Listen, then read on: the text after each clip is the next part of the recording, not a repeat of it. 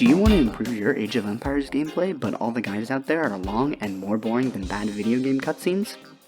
Wow! Well, this is why I, and probably maybe you too, suck at Age of Empires 2 Definitive Edition. The show that is shorter and less helpful than those videos, but equally as boring. Let's get started. Today's all about picking an opening and what to do afterwards. Or, in other words, how to make a Feudal Age game plan. For starters, you need to pick an opening, and which one you pick depends on three main factors: your civ, your opponents, and your map. First, let's talk about your civ. This is the biggest factor to the decision you have to make. For instance, if you're Spanish, going archers probably isn't the best plan. First, let's start with our archers. Interestingly enough, they're the only civilization to not have crossbow. This means if you make archers in the Feudal Age, you cannot upgrade them when you reach castle. I would argue that makes their archer line so bad that it's actually decent. Thank you. Thank you, Spirit. Each civ has its strengths and weaknesses, and, in general, it is best to play to your civ's strengths. This ends up making a paradoxical relationship where things that a civilization is bad at end up being effective. It's all right here in my diagrams that I drew off the top of my head without any of your so-called facts and numbers. Okay, seriously? I'm trying to make a point. Anyways, almost every civ has some bonuses to help get the ball rolling, so think about what bonuses you have and how best to use them. Don't be too scared to break the mold a little though. Throughout this series, I'll be showcasing a wide variety of creative and situational strategies while evaluating how they might stack up in the current metagame. We've all seen our fair share of galley rushes and knights, so today it's time for something completely different. For instance, Magyars do have good scouts, but also a very strong man-at-arms rush, with good archers to follow up. And, while Britons have great archers, their sheep bonus can actually make for a solid scout rush, as long as you don't stay with them too long. Don't feel pressured into one build just because of your civ. He assumes it will be archers because of the archer bonus, but Tato, again, he did this versus Vivi.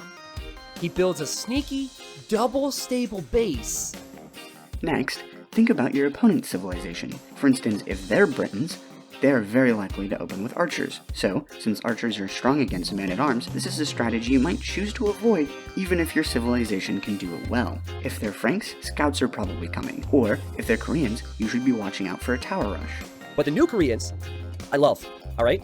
It's time to set the record straight. Koreans are cool now. Take a second to think about what your opponent might want to do, and then ask yourself, if they do that, is my plan still good?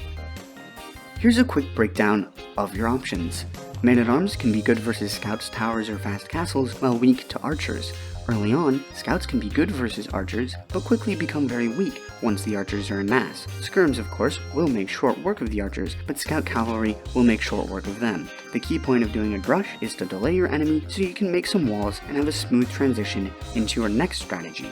Think carefully about your opponent's likely paths and make a plan to handle them. Your opponent is trying to do the same thing as you, so you will have to outsmart their outsmarting. But my plans were the ones to go deeper! My plans were the ones to decide victory! Wait, is that a JoJo's reference?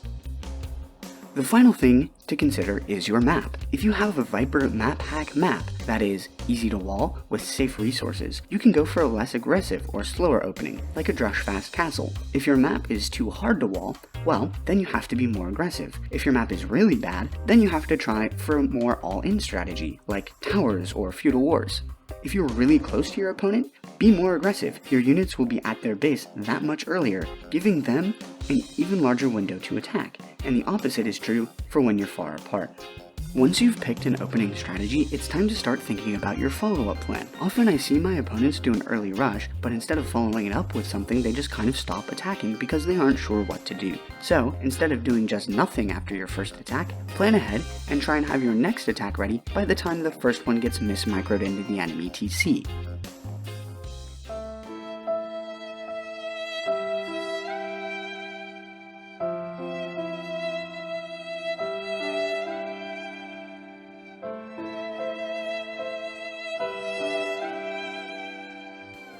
Much like the age-old sex joke, when attacking with military, it's not just size, but how you use it. What I mean by that is it's important to attack and defend effectively, not just make the right units, which, in a huge coincidence, is what I just covered in my last video.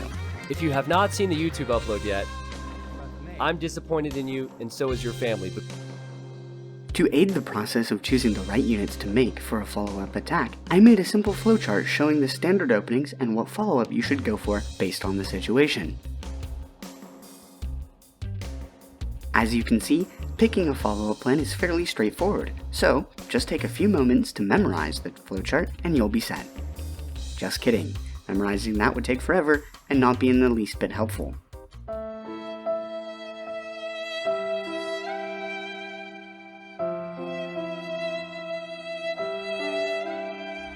Instead, just remember a few key things. Make a follow-up army and use it to attack, don't go to Castle Age unless you are sure you won't die, and be prepared for your opponent to mix in counter units of their own.